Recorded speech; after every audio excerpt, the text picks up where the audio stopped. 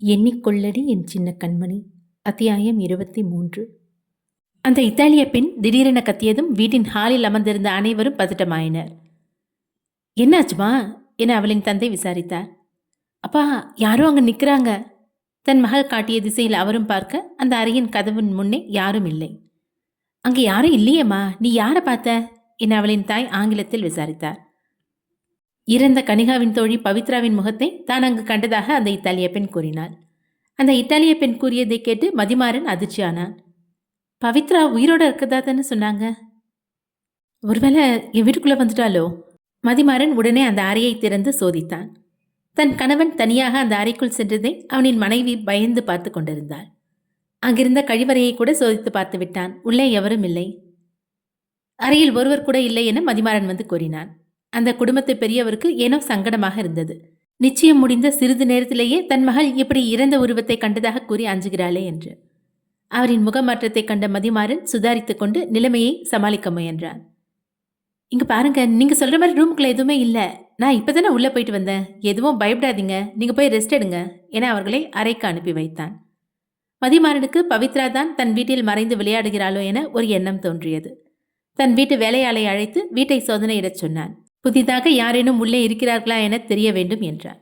உடனே அவனது ஆட்கள் வீட்டின் அனைத்து இடங்களிலும் தேடிச் சென்றனர், யாரும் இருக்கிறார்களா என பார்க்க. தன் அண்ணனின் பரபரப்பைக் கண்டு வருணுக்கு இனிமையாக இருந்தது. இது வெறும் ஆரம்பம்தான். உடனே சிறிது நேரத்திலேயே அனைவரும் வருணின் அறையில் கூடிக்கொண்டனர். வருண், உன்னோட பிளான் சக்சஸ்ஃபுல்லா போகுது. நாம நினைச்ச மாதிரி அந்த பொண்ணு நல்லா பயந்துட்டா. ஷர்மியும் வருணை பாராட்டினாள். ஆமா வருண், நான் கூட இந்த ரூமுக்குள்ள உங்களோட அண்ணன் செக் பண்ண போகும்போது கனிகா மாட்டிக்குவான்னு நினைச்சு பயந்தேன். நல்ல வேலையா எஸ்கேப் ஆயிட்டான். அவளுக்கு ஃபோன் செஞ்சு வர சொல்லுங்க, எங்க இருக்கான்னு தெரியல என்றாள் ஷர்மி. யாருக்கு ஃபோன் பண்ண போறீங்க? எனக்கா என கனிகா அறையை திறந்து உள்ளே வந்தாள். கனிகா, டோரை லாக் பண்ணிடு என ஷர்மி கூற அவள் அதை செய்தாள். வருண் அண்ணா, ராஜேஷ் அண்ணா எங்க இன்னும் காணோம்? மாஸ்க் எப்போ வர்றது? நான் எப்போ நாடகத்தை நடிக்கிறது என கேட்டாள் கனிகா. கனிகா கூறியது கேட்டு அனைவரும் விழித்தனர். நாடகம் தான் அரங்கேறிடுச்சே. என்ன சொல்ற கனிகா, ராஜேஷ்னு வரலையா? வரலையே. அப்ப அந்த ரூமுக்குள்ள மாஸ்கோட நீ எப்படி நின்ன?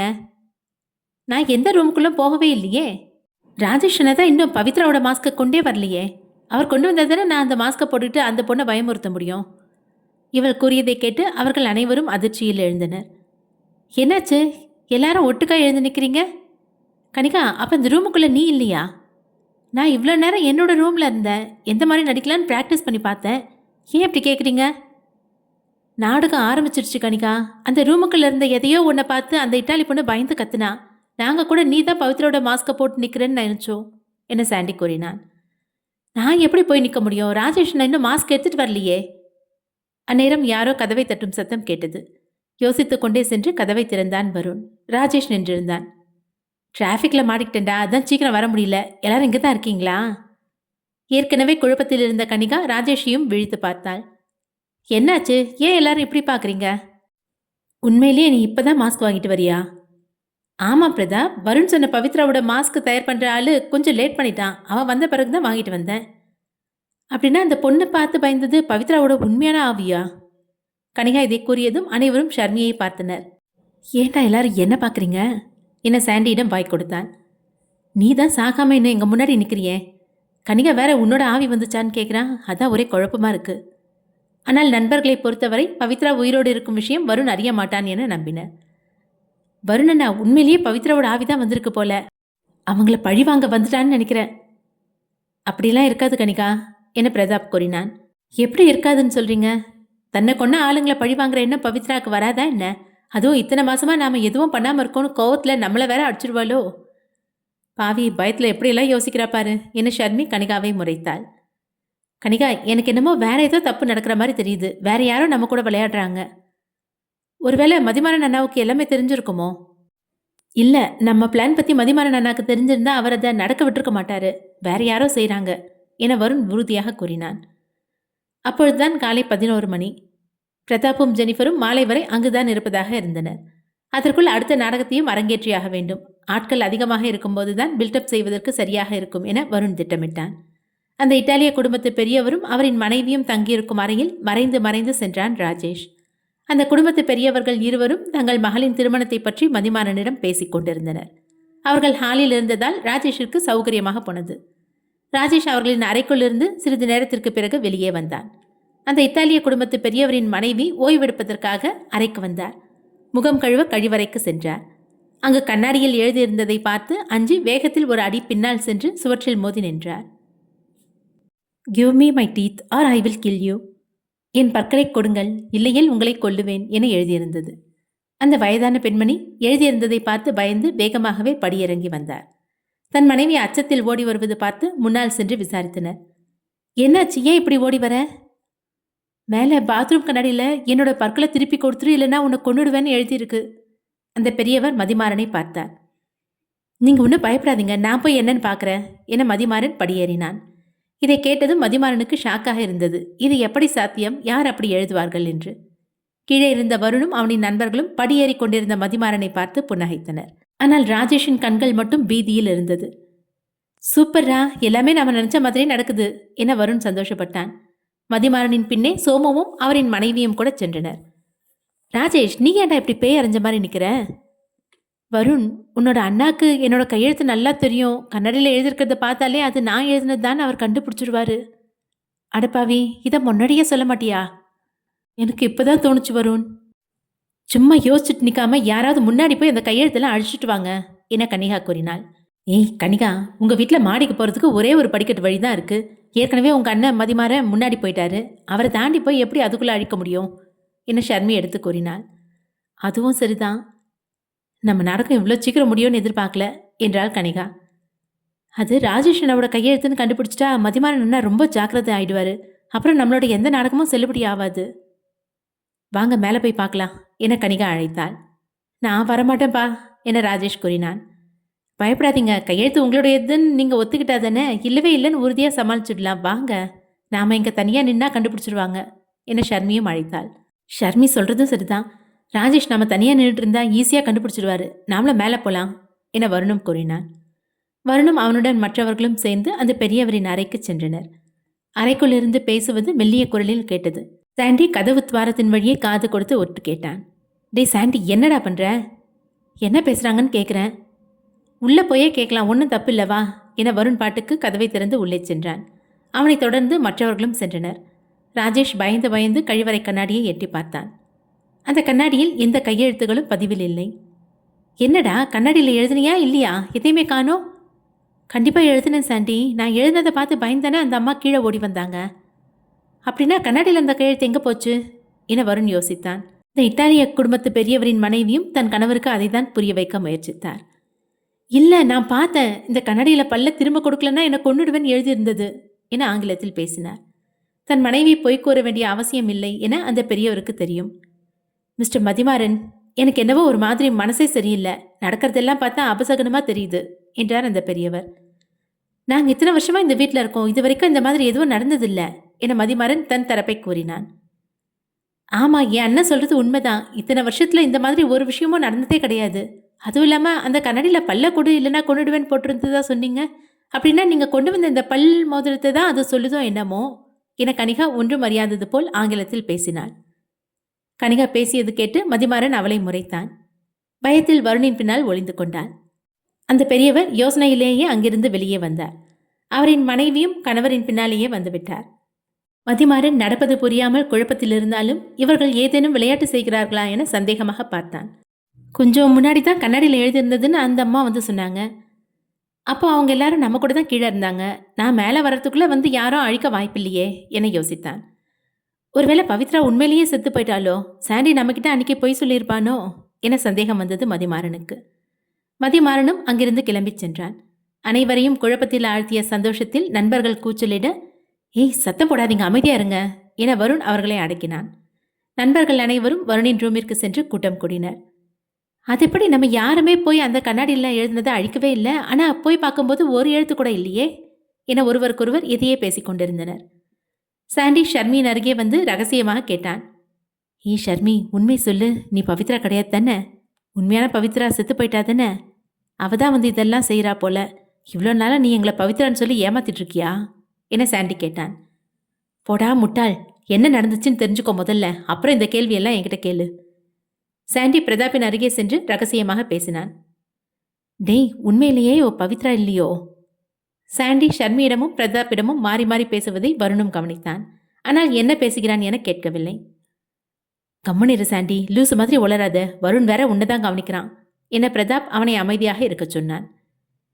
இங்க நடக்கிறதெல்லாம் பார்த்தா உண்மையிலேயே நம்மளை தவிர வேற யாருக்கும் இந்த விஷயம் தெரிஞ்சிருக்குன்னு தான் தோணுது என ஜெனியும் கூறினாள். நீ சொல்றது உண்மைதான் ஜெனி, ஆனா அந்த விஷயம் தெரிஞ்சால் நமக்கு உதவி தான் செஞ்சுட்டு இருக்கான். என்ன உதவி செய்யறானா? ஆமா, பவித்ரா உயிருடன் இருக்கும் விஷயம் வருண் நன்கு அறிந்ததே. அப்படி இருக்கும்பொழுது இறந்த பவித்ரா கண்முன் வந்ததாக இத்தாலிய பெண் கூறினாள். அவள் கூறியது பொய் என்பது வருணுக்கும் மற்றவர்களுக்கும் தெரியும். ஆனால் அப்போதைக்கு அவள் மீது எந்த சந்தேகமும் எழவில்லை. ஆனால் இப்போது சந்தேகம் உறுதியானது. கீழே ஹாலில் அந்த இத்தாலிய பெண்மணி அமர்ந்து புத்தகம் படித்துக் கொண்டிருந்தாள். அவளை சுஜி பாப்பா நெருங்கினாள். ஹாய் பேபி, உனக்கு என்ன வேணும் என இத்தாலிய பெண் குழந்தையிடம் கேட்டாள். இங்க வருண் மாமா உங்க கூட பேசணுமா, அங்க வெயிட் பண்ணிட்டு இருக்காரு என மேல் மாடியை கை காட்டினாள் சுஜி பாப்பா. வருண் தன்னை சந்திக்க விரும்பியதாக கூறியதை கேட்டு அந்த பெண் மிகவும் ஆனந்தமடைந்தாள். கையில் இருந்த புத்தகத்தை மடித்து வைத்துவிட்டு கால் தடுக்கும் தன் ஆடையை மெல்ல தூக்கியவாறு படியேறி அவனின் அறைக்கு சென்றாள். அங்கு சென்று பார்க்கும்போது அவனுடன் பிரதாப்பும் அவனின் நண்பர்களும் சேர்ந்தே இருந்தனர். தனிமையில் பேச அழைத்ததாக எண்ணி துள்ளி கொண்டு வந்தாள். அனைவரும் இருக்கிறார்களே என சற்று யோசித்து கதவருகையே நின்றார். கமின் என்றான் வருண். அந்த பெண் உள்ளே வந்ததும் கனிகா கதவை தாழிட்டாள். கதவை தாழிட்டதும் அந்த பெண் வருணை நோக்கி திரும்பினாள். ஏன் எங்களுக்கு உதவி செய்கிற என வருண் கேட்டான். எனக்கு தமிழ் தெரியும் என்றாள் அந்த இத்தாலிய பெண். என்ன தமிழ் தெரியுமா? ஆச்சரியத்தில் சாண்டி முதலில் பேசினான். ஆமா. அப்போ இன்னைக்கு காலையில் ரூமுக்குள்ளே நாங்கள் இந்த கல்யாணத்தை நிறுத்தத்தை பற்றி பேசினதை நீ கேட்டுட்டியா? ஆமா என்றாள் அந்த இத்தாலிய பெண். அதெல்லாம் சரி, நீ ஏன் இந்த விஷயத்தை யார்கிட்டயும் சொல்லலை? அதுக்கு பதிலாக எங்களுக்கு உதவி வேற செய்கிற? ஏன்னா என் மனசு அதுக்கு இடம் கொடுக்கல. அவள் கூறுவதன் அர்த்தம் புரியாமல் அனைவரும் பார்த்தனர். அந்த பெண்ணிற்கு வருண் மீது விருப்பம் உள்ளது. அந்த இத்தாலிய பெண் வருணை தான் பார்த்து கொண்டிருந்தாள். அதை அனைவரும் கவனித்தனர்.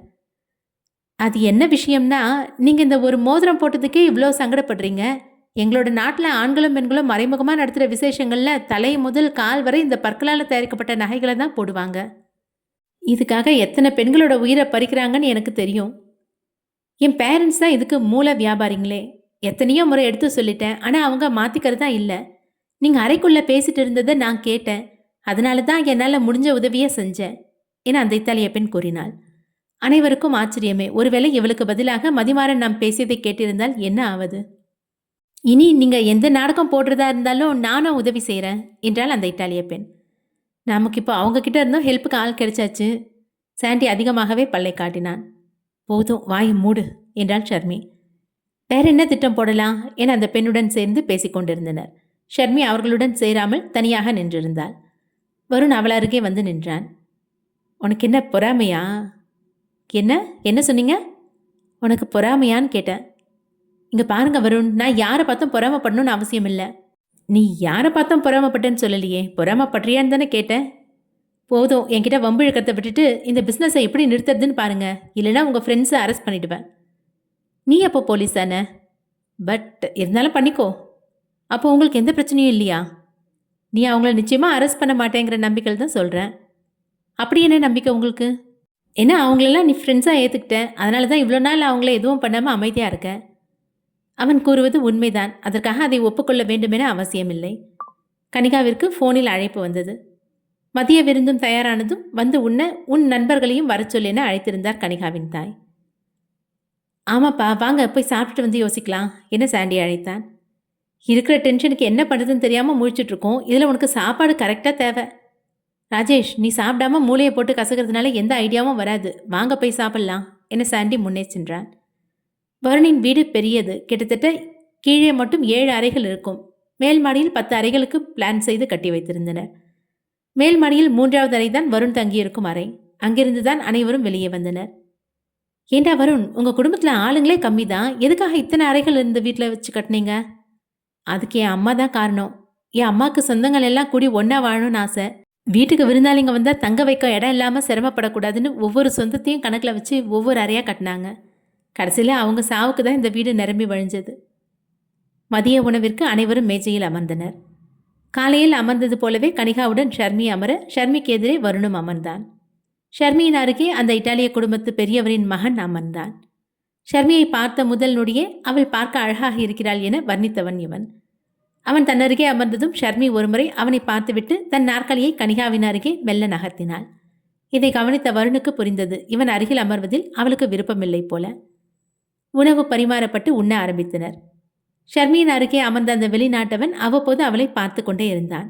அவனின் காலை வைத்து ஷர்மியின் காலை வருடினான். ஷர்மி திகைக்க, என்னாச்சு ஷர்மி? ஒன்னல்ல என தன் காலை உள்ளே இழுத்து கொண்டாள். அவன் மீண்டும் ஷர்மியின் காலை வம்பாக சுருண்டினான். வந்த கோபத்திற்கு அறையத்தான் தோன்றியது. வரவன் போறவெல்லாம் என்கிட்ட வம்பு இழுக்கிறாங்களே என அவளுக்கு கோபம் வந்தது. ஆனால் அறைந்தால் காரணம் கேட்பார். காரணத்தை கூறினால் கனிகாவின் தாய் நிச்சயம் தன் மீதுதான் பழியை திருப்புவார்.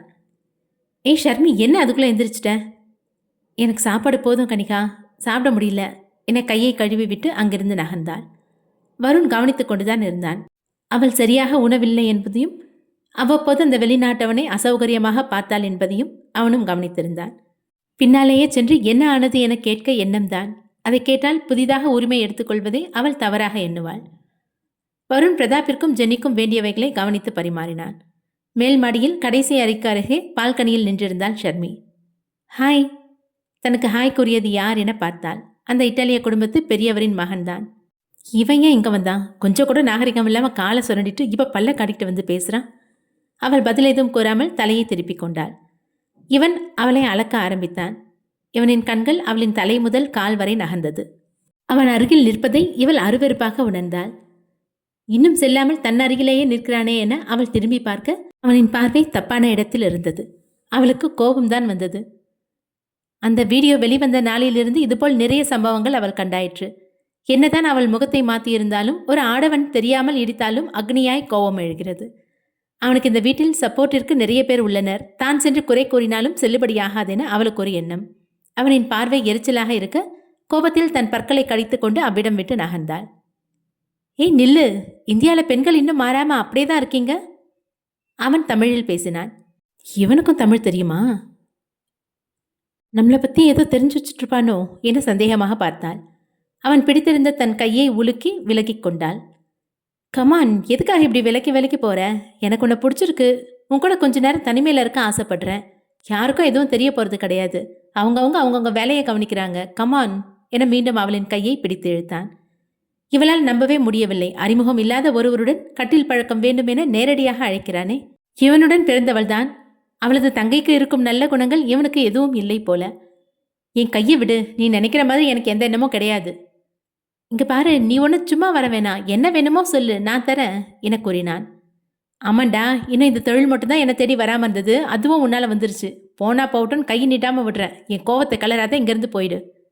அவனை போ என கூறிவிட்டு இவள் தான் முந்திக்கொண்டு வேகமாக நடந்தாள். இனி இவளுடன் பேசினால் சரிவராது என திறந்திருந்த அறை கதவின் வழியே அவளின் கையை பிடித்து உள்ளே அழைத்து வந்தான். அவளை உள்ளே இழுத்து வந்து தள்ளி கதவை தாளிட்டான். குறுக்கு தாழ்பால் போடாமல் நெட்டு தாழ்பால் போட்டு அப்படியே விட்டுவிட்டான். இவளுக்கு அதிர்ச்சியாக இருந்தது. என்ன தைரியம் இவனுக்கு? எத்தனை பேர் இருக்கிற வீட்டில் அறைக்குள்ள வந்து கதவை சாத்துறான்? நீ பண்ணுறது சரியில்லை. இத்தனை பேர் இருக்கும்போது இந்த மாதிரி நடந்துக்க உனக்கு என்ன தைரியம்? நான் எதுக்கு பயப்படணும்? உன்னோட நண்பர்களை தவிர இந்த வீட்டில் இருக்க எல்லாரும் என் பேச்சை கேட்பாங்க. ஏதாவது பிரச்சனை வந்தால் நீ தான் உள்ளே வந்து என்கிட்ட தப்பாக நடந்துக்க பார்த்தேன்னு சொல்லுவேன். ஏன்னா இது எனக்கு ஒதுக்கப்பட்ட ரூம்.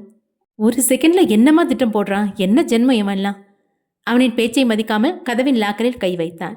அவள் அந்த லாக்கை சிறிது கீழே இறக்க அதற்குள் அவன் அவளை இழுத்து படுக்கையில் தள்ளிவிட்டிருந்தான். விழுந்த வேகத்தில் அவளுக்கு முதுகு வலித்தது. அவன் சிரித்தவாறு அவளை நெருங்கினான். இவளுக்கு கோபமாக வர படுக்கையிலிருந்து எழ முயன்றாள். அவளை நகர விடாமல் தடுத்து அவள் பக்கம் சாய்ந்தான். தன் முழு சக்தியையும் கொண்டு அவனை எதிர்த்து அடிப்பது, நகங்களால் அவனை கீறுவது என செய்தாள். அவனின் முகத்தை தன்னருகே நெருங்க விடாமல் கீறிவிட்டாள். அவள் கீறியதில் வலி தாங்காமல் எரிச்சல் அடைந்தான் அவன். அவளை அடிக்க முயற்சி செய்யவில்லை. அவள் மீது இரத்த காயங்கள் தெரிந்தால் தான் வற்புறுத்தியது தெரிந்துவிடும் என அவள் தந்த காயங்களை மட்டும் வாங்கிக் கொண்டு அவளை நெருங்கினான். யாரேனும் உதவி செய்வார்களா என்ற நோக்கத்தில், யாராவது இருக்கீங்களா, இந்த ரூமுக்குள்ள இருக்க, என்கிட்ட இருந்து என்னை காப்பாத்துங்க என கத்தினாள். கடைசி அறையாக இருந்தபடியால் கீழே யாருக்கும் கேட்கவில்லை. ஷர்மி அவனை சிரமப்பட்டு பிடித்து தள்ளிவிட்டாள். அப்போது அவனின் அறைக்கதவை யாரோ வேகமாக தட்டும் சத்தம் கேட்டது. ஷர்மி அவனின் படுக்கையில் இருக்க அவள் மீது அழுத்தி படுத்திருந்தான் அந்த வெளிநாட்டவன். கதவு தட்டப்பட்ட சத்தம் கேட்டு ஷர்மியும் அவனும் கதவை நோக்கினர். ஷர்மி, நீ உள்ளேயா இருக்க? இது வருணின் குரல். வருண், வருண் அந்த வெளிநாட்டவன் அதற்கு மேல் அவளை பேச விடாமல் வாயில் கை வைத்து மூடிக்கொண்டான். இவளை முழுவதுமாக அடைவதற்குள் தன் வீட்டின் வருங்கால மாப்பிள்ளை வந்துவிட்டானே என கோபப்பட்டான். இப்பொழுது நேரம் சரியில்லை என அவள் மீதிருந்த கையை விலக்கினான். முதலில் ஓடிச் சென்று இவன் தான் கதவை திறந்தான். மை காட், மிஸ்டர் வருண், நல்ல வேளை நீங்க வந்து கதவை தட்டினீங்க. ஷர்மியை தேடி வந்த வருண் அவளின் குரல் கேட்டுதான் அந்த கதவை தட்டினான். ஆனால் இவன் இருக்கிறானே என பார்த்தான். அறையினுள் நுழைந்து பார்க்கும்போது ஷர்மி அப்போதுதான் படுக்கையிலிருந்து மெல்ல எழுந்து நின்றாள். அவளை இவன் கஷ்டப்படுத்தி இருக்கிறான் போல. என்ன இந்த பொண்ணுங்கெல்லாம் இப்படி இருக்காங்க? நான் தனியா உள்ள இருக்கும்போது வந்து கதவை சாத்தி என்கிட்ட தப்பா நடந்துக்க பார்த்தா, நீங்க வந்து கதவை தட்டினதுதான் என்னை விட்டா, இல்லைன்னா வச்சுங்க. அவன் தன் பொய்யை அடுக்கிக் கொண்டே செல்ல ஷர்மியின் முகத்தில் இருந்த வருத்தத்தை பார்த்த வருண் அவனை திரும்பி பார்க்காமலேயே ஓங்கி அறைந்தான். ஏய், என்ன எதுக்கு அடையிறீங்க? அவதான் என்கிட்ட அவன் இதை கூறி முடிக்கும் முன்னே மீண்டும் ஒரு அறை விழுந்தது. யாரை பத்தி என்ன சொல்ற? அவ உன்கிட்ட வந்தாளா? என்ன நினைச்ச நீ? என்ன சொன்னாலும் இங்க எல்லாரும் நம்புவாங்க நினைச்சியா? நீ எவ்வளோ பெரிய மன்மதனா இருந்தாலும் கண்டிப்பா உன்னை நெருங்க மாட்டா அவ. தனக்காக இவன் பேசும் வார்த்தைகள் கேட்டு மெல்ல ஆச்சரியம்தான் கொண்டாள். என்ன தைரியம் இருந்தா அவன் மேல கை வைப்ப? தன் கை விரல்களை மடக்கி அவனை அடித்தான்.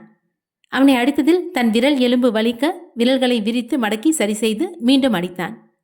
பொய்க்கூறிய அந்த வாயை கிழித்து எடுத்தான். போதும் போதும், என்னை விட்டுடு. அவனின் குரலுக்கு மதிப்பில்லை. வருண் தொடர்ந்து அடித்தான். அறை கதவு திறந்திருக்கவும் மகனின் அலறல் சத்தம் கேட்டு அந்த இத்தாலிய பெரியவர் சீக்கிரமாக படியேறினார். அவருடன் விருந்தில் இருந்த அனைவரும் படியேறினர். சரியாக அந்த பெரியவர் அறையை நெருங்கும் முன்னே வருண் அறை கதவை தாழிட்டான். தன் மகனின் அறையிலிருந்து சத்தம் வந்ததால் ஓடி வந்தனர். அருகில் வந்ததும் கதவு தாழிட்டுள்ளதே என குழப்பமடைந்தனர். வருண் தான் கதவை மூடினான் என அவருக்கு தெரியாது. எல்லாரும் வந்துட்டாங்க. இப்ப நீ என்ன அடிச்சனா என் அப்பா உன்னை சும்மா விட மாட்டாரு என விரல் நீட்டி மிரட்டினான். என்ன தைரியண்டா உனக்கு? எங்க வீட்டு பொண்ணு மேல கையை வச்சுட்டு என்கிட்டயே விரல் நீட்டி பேசுறியா? விரலை பின்பக்கமாக மடக்கி உடைத்தான். தன் மகன் வழியில் கத்தும் சத்தம் கேட்டு வெளியே இருந்த பெரியவரும் அவரின் மனைவியும் பயந்தனர். கதவை தட்டினர். உள்ளே தாழ்பால் போட்டிருந்ததால் அவர்களால் கதவை திறக்கவும் முடியவில்லை. வருண், போதும் விட்டுருங்க, எல்லாரும் வெளியே இருக்காங்க. அவங்க கிட்ட என்ன சொல்லி சமாளிக்கிறது? நாம எதுக்கு சமாளிக்கணும்? இவனே சமாளிப்பான். இவன் எப்படி சமாளிப்பான் என்றாள். உன் மேல கையை வச்ச விஷயம் தெரிஞ்சு நானே இப்ப அடிக்கிறேன்னா ராஜேஷ், சாண்டி, பிரதாப் இவங்களாம் சும்மா விடுவாங்களா? அவங்க கிட்டேயும் இவன் அடி வாங்க போறான். வருண் அந்த வெளிநாட்டவனை அச்சுறுத்த முயற்சித்தான். இவன் சொல்றது உண்மையா? இவன் மேல கை வச்ச விஷயம் தெரிஞ்சா அவங்க எல்லாமும் அடிப்பாங்களோ? தன் தந்தை வயதானவர், அவரால் இவர்களை தாண்டி காப்பாற்றவும் முடியாது. இந்த விஷயம் மட்டும் மதிமாறன் அண்ணாவுக்கு தெரிஞ்சிச்சு, இவனை சுட்டே கொண்டுடுவாரு என மேலும் ஒரு குண்டை போட்டான் வருண். ப்ளீஸ் ப்ளீஸ், அவங்க யார்கிட்டையும் உண்மையை சொல்லிடாதீங்க என வருணின் காலை தொட்டான். அப்பப்போ நீயே போய் கதவை திறந்து வேற ஏதாவது காரணம் சொல்லி சமாளி. நான் கண்டிப்பா உண்மையை சொல்ல மாட்டேன். தயவு செஞ்சு நான் மன்னிச்சிருங்க. இனிமே எந்த பொண்ணுக்கிட்டையும் இப்படி நடந்துக்க மாட்டேன். என்கிட்ட இல்ல, இந்த பொண்ணுக்கிட்ட மன்னிப்பு கேளு. ஷர்மியின் காலை தொட்டான். அது கூட அவளுக்கு அருவருப்பாகத்தான் இருந்தது. நகர்ந்து கொண்டாள். வா ஷர்மி என அவளை கைப்பிடித்து அழைத்து கொண்டு அலமாரிக்கு பின்னால் சென்று ஒளிந்து கொண்டான். அந்த வெளிநாட்டவனின் சட்டை கால் வாசிக்கும் மேல் ரத்தம் கசிந்து தெரிந்தது. முகத்தில் பல இடங்களில் கீறல்களும் கிழியல்களும் இருந்தது. அலமாரிக்கு பின்னால் ஒளிந்து கொள்ள இருவருக்கும் இடம் போதவில்லை. சற்று நெருக்கமாகவே நின்றிருந்தனர். அவர்கள் மறைந்து கொண்ட பிறகு அந்த வெளிநாட்டவன் சென்று கதவை திறந்தான். தன் மகனை இரத்த கோலத்தில் கண்டு பதறிப்போனார் பெரியவர். என்னாச்சு உனக்கு? எப்படி இவ்வளோ ரத்தம் வந்துச்சு என ஆங்கிலத்தில் விசாரித்தார். அவன் என்ன கூறி சமாளிப்பது என தடுமாறினான். அவனின் தாய் ரத்தத்தை துடைத்து விட்டு கொண்டிருந்தார். தன் அருகே நின்ற வருணை பார்த்து கொண்டிருந்தாள் ஷர்மி. தனக்காகத்தான் அவனை போட்டு அடித்தானா? தனக்கென்றால் நியாயம் கேட்க கூட ஆள் உண்டா? அவளின் கண்களில் ஈரம் தேங்கியது. அதை அவனும் கவனித்தான். சாரி ஷர்மி, எங்க வீட்டுக்கு வரும்போதெல்லாம் உனக்கு ஏதாவது சிரமம் நடந்துகிட்டே இருக்கு. அவளுக்கு மட்டும் கேட்குமாறு ஹஸ்கி வாய்ஸில் பேசினான். நீங்க எதுவும் தப்பு பண்ணலையே, எதுக்காக மன்னிப்பு கேட்குறீங்க? அவளின் பதிலுக்கு மெல்ல புன்னகைத்தான். அவ்வப்போது அலமாரியை தாண்டி எட்டி பார்த்து அவர்களிடம் என்ன பேசி சமாளிக்கிறான் என கவனித்தான் வருண். தன்னை பாதுகாப்பாக வைத்து கவனித்து கொண்ட வருணை கண் சிமிட்டாமல் பார்த்து கொண்டிருந்தாள். இவ்வளவு அருகாமையில் முதன்முறையாக வருணுடன் நிற்கிறாள். அவனின் மூச்சு காற்று சத்தம் கூட தெளிவாக கேட்டது. அந்த இத்தாலிய முதியவர் தன் மகனை மீண்டும் மீண்டும் கேட்டுக்கொண்டே இருந்தார். எப்படிடா இந்த அளவுக்கு அடிபட்டுச்சு? நிற்க தெம்பில்லாமல் சிரமப்பட்டவன் வருணின் மற்ற நண்பர்களை பார்த்தான். அவன் ஒருத்தனே இவ்வளோ விளாசிட்டான், இன்னும் இவங்க 4 பேர் சேர்ந்தா என்ன ஆவறது என யோகித்து பார்த்தான். காலையிலிருந்து இந்த வீட்டில் அமானுஷங்கள் நடந்து கொண்டே இருக்க அது அவனுக்கு நினைவுக்கு வந்தது. கண்ணுக்கு தெரியாத ஒன்று தன்னை அடித்து துன்புறுத்தியதாக கூறினான். காலையிலிருந்து ஒரே கெட்ட சகனங்களாக நிகழ மனம் குழப்பத்தில் இருந்தவர் தன் மகனை இரத்த கோலத்தில் கண்டதும் உறுதியை செய்துவிட்டார். ஹாஸ்பிட்டல் போல வா என அழைத்துச் சென்றனர். அவர்கள் மருத்துவமனைக்கு செல்ல வருணும் ஷர்மியும் மற்ற நண்பர்களிடம் நடந்த விஷயத்தை கூறினர். பொறுக்கி இப்படியா நடந்துக்கிட்டான்? என்ன தைரியம்? நீ ஏன்டா அப்பவே என்கிட்ட சொல்லல? என சாண்டி கோபமாக வந்தான். நானே அவனை முடிஞ்ச அளவுக்கு வெளுத்துட்டேன். அடி தாங்க முடியாம காலே விழுந்துட்டான். அதோட விட்டுருக்க கூடாது வருண். நாங்க கதவை திறக்கும்போது எங்ககிட்ட நீ சொல்லியிருக்கணும். அவனை உண்டில்லன்னு பண்ணியிருப்போம் என நண்பர்களும் கோபத்தை காட்டினர். தன் மீது கை வைத்ததற்கு இவர்கள் கோபம் கொள்வது ஷர்மிக்கு மகிழ்ச்சியாக இருந்தது. ஷர்மியின் முகத்தில் இருந்த பாவனையை கவனித்தான். இப்போவாது உனக்கு புரிஞ்சுதா? உனக்கு ஒன்றுனா கேட்க ஆள் இல்லைன்னு சொன்னியே, நான் இருக்கேன். அவளின் கண்ணை பார்த்து தெளிவாக கூறினான். இதற்கு என்ன அர்த்தம் என அவள் விழியால் கேட்டாள். அதாவது நான் என்ன சொன்னேன்னா, உனக்கு ஒன்றா கேட்க நாங்கள் இருக்கோன்னு சொன்னேன் என தன் நண்பர்களையும் சேர்த்து கூறினான். மருத்துவமனையில் சிகிச்சை பிரிவில் அந்த வெளிநாட்டவனுக்கு சிகிச்சை நடந்து கொண்டிருந்தது. அந்த பெரியவரின் மனைவி அப்போதுதான் ஒரு விஷயத்தை கூறினார். ஏங்க, ஒரு விஷயத்தை கவனிச்சிங்களா? நிச்சயதார்த்தம் உறுதி செய்ய நம்ம பொண்ணோட கையில் பல் நகையை போட்டதுலேருந்து தான் இந்த பிரச்சனை ஆரம்பிச்சுது. மற்ற நாடுகள்ல இருந்தும் இந்த மாதிரி கம்ப்ளைண்ட்ஸ் வந்திருக்கு. அப்போல்லாம் நான் இது பெருசாக நினைக்கல. நம்ம வீட்டு விஷயத்தில் நடந்த அப்புறம் தான் புரியுதுங்க. இந்த பற்களை விற்ற பெண்கள்லாம் கொஞ்சம் மாதத்துலேயே இறந்து போயிடுவாங்க. அவங்களோட ஆன்மா செய்கிற வேலை தான் இதெல்லாம். தன் மனைவி கூறுவதை செவி கொடுத்து கேட்டார். ஜாடிக்கேத்த மூடி போல் இருவருக்கும் ஒரே எண்ணம்தான் தோன்றியது. நம்ம குழந்தைங்களோட வாழ்க்கையை விட இதிலிருந்து வர வருமானம் முக்கியமா என அவரின் மனைவி கேட்டார். டாக்டர் சிகிச்சை அறையிலிருந்து வெளியே வந்தார். யார் இவரை இந்த அளவுக்கு அடிச்சது? டாக்டரின் கேள்விக்கு எவரும் பதிலளிக்கவில்லை. இப்போ அவருக்கு எப்படி இருக்கு என மதிமாறன் விசாரித்தான். ட்ரீட்மெண்ட் முடிஞ்சிருக்கு. கொஞ்ச நேரம் கழித்து ஸ்கேனுக்கு கூட்டிகிட்டு போவாங்க. பயப்படுற மாதிரி ஒன்றும் இல்லை, போய் பாருங்க. தன் மகனை சென்று பார்த்தார் பெரியவர். மதிமாறன் உள்ளே நுழையும் முன்னே டாக்டர் தடுத்தார். போலீஸ் கேஸ் கொடுத்துட்டீங்களா? டாக்டர், எதுக்கு கேஸுனா? அட்மிட் ஆயிருக்கிறது ஒரு ஃபாரினர். அவர் உயிருக்கு ஏதாவது ஆபத்துனா நாம தானே பொறுப்பு. அதான் எதுவும் ஆகலையே டாக்டர். அசால்ட்டாக விடுறதுக்கு இது நம்ம ஊர் கேஸ் இல்லை. டாக்டர், தயவு செஞ்சு இதை பெருசு பண்ணாதீங்க. அவர்கிட்ட பேசினா தான் என்ன ஆச்சுன்னு எங்களுக்கே தெரியும். உங்களுக்கும் உங்கள் ஹாஸ்பிட்டலுக்கும் எந்த பிரச்சனையும் வராமல் நான் பார்த்துக்கிறேன். டாக்டரிடம் பேசிவிட்டு மதிமாறன் உள்ளே வந்தான். அவனின் நிலையைக் கண்டு ஆச்சரியமாக இருந்தது. இந்த அளவுக்கு எப்படி அடிபட்டது? அவனிடம் மீண்டும் விசாரித்தனர். அவன் உறுதியாக கண்ணுக்கு தெரியாத ஏதோ ஒன்று தன்னை அடித்ததாகத்தான் கூறினான். தலையில் கட்டு, வாயோரம் கிழிந்து தூக்கி நிற்கும் சிறிய சதை பிளவு, கையிலும் கட்டு, காலில் மட்டும்தான் அடியில்லை. டாக்டர்கிட்ட பேசிட்டேன். இன்னைக்கு ஈவினிங்கே டிஸ்சார்ஜ் பண்ணலான்னு சொன்னார். இன்னைக்கு ஈவினிங் டிஸ்சார்ஜ் ஆனதும் நாங்கள் வெளியே ஹோட்டலில் தங்கிக்கிறோம் என்றார் பெரியவர். ஏன்? இங்கே பாருங்க மதிமாறன், நீங்கள் சொன்னதுனால தான் உங்கள் தம்பிக்கு என் பொண்ணை கல்யாணம் பண்ண ஒத்துக்கிட்டேன். என் பொண்ணுக்கும் ஒரு தமிழனை கல்யாணம் பண்ணிக்க தான் ஆசை. அதனால தான் எங்கள் குடும்பத்தில் இதில் எந்த மறுப்பும் சொல்லலை. ஆனால் நடக்கிறதெல்லாம் ஒரே அபசகனமாக இருக்குது. இந்த கல்யாணம் நடக்காது. பிஸ்னஸை தொடர்றதை பற்றியும் நான் மற்ற பார்ட்னர்ஸ்கிட்ட பேசிட்டு சொல்கிறேன். சார், இதுக்கு எதுக்கு இப்படி ஒரு முடிவு எடுக்கிறீங்க?